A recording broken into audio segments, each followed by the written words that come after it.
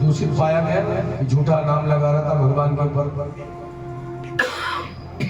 इसने सोचा कि भगवान यदि ऋषि की कन्या से विवाह कर सकते हैं तो मैं तो राजा ही हूं, मेरी भी एक कन्या है, मैं मेरी कन्या को भी दे दूं, अब दहेज में ये मणि ही दे दूंगा, ज्यादा अच्छा रहेगा, कलंक हमारे सिर से भी चला जाएगा। ऐसे रहकर दोष मिटाने का उपाय, और सत्यजीत ने उनकी कन्या सत्यभामा को कन्या दे दी और वो उस मंतक मणि भी दहेज में दे दी। लेकिन भगवान ने उस मंतक मणि नहीं लिए, कहा ये आपकी अमानत, आप ही अपने पास रखो। इसी के कारण कलंक लगा, ये चाहिए नहीं है।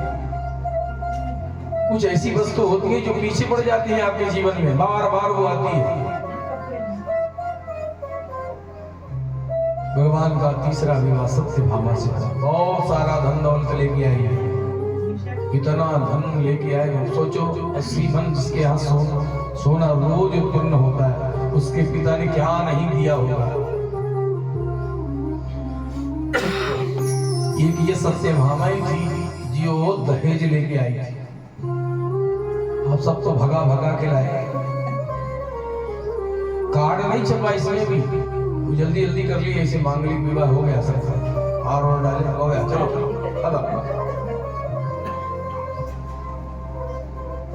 कहते हैं कि अक्रूर और कृतवर्मा नाम के जो सैनिक थे, इन्होंने शतधन्वा नाम के एक योद्धा को भड़काया, कहा भैया आपको ये सत्यजीत देने जा रहा था अपनी कन्या सत्यभामा का विवाह शतधन्वा के साथ में था, पर आपको न दे करके अपने कलंक को मिटाने के लिए द्वारिकाधीश को अपनी कन्या दे दी, तो तुम्हारा तो वो नाम खराब हुआ ना, पूरी समाज में बदनामी हो गई तुम्हारी। अरे हम होते तो छोड़ते नहीं, ऐसे भिड़काने वाले बहुत होते। अच्छा शतधन्वा को लगा ये बहुत अच्छी बात कर रहे हैं, तो वो गया एक दिन सत्यजीत को वो सोते हुए देखा, और सत्यजीत को सोते हुए मार दिया शतधन्वा ने। उसी समय भगवान द्वारिकाधीश पांडवों को लाक्षागृह से बचा हुआ प्राप्त करके उनसे मिलने गए थे। लाक्षागृह में कौरवों ने उनको जलाने की कोशिश किया था, तो जब बच गए थे तो भगवान उन्हें सांत्वना देने गए थे, बच गए से कि आज के बाद आपको कोई कष्ट नहीं होगा, हम आपके साथ में हैं। और उसी समय ये घटना हुई तो सत्यभामा ने अपने पिता के शरीर को तेल में रखा और भगवान से मिलने के लिए हस्तिनापुर पहुंचे।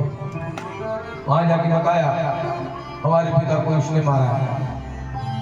भगवान वहां से आए, शतधन्वा को मारने के लिए दौड़े, तो वो जो उसके पास मणि थी ना, अब सत्यजीत से वो मणि छीन लिया था, तो मणि को लेकर के भागा, कृतवर्मा और अक्रूर जी को देने के लिए पास में आया। दोनों ने मना कर दिया, भाई हम आपकी रक्षा भी नहीं कर सकते, ना हम आपकी मणि रख सकते, द्वारिकाधीश से कोई बैर नहीं ले सकता। तो उसने कहा हमको क्यों भिड़ाया? तो कहने लगे तुम्हारे पास बुद्धि नहीं थी, तुम लालची आदमी हो।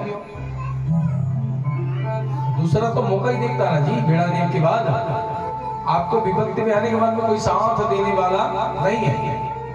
भगवान दौड़े और शतधन्वा का उद्धार कर दिया, मणि लेके आए और अक्रूर जी को दे दी। अक्रूर जी के पास में बोले आप रखो।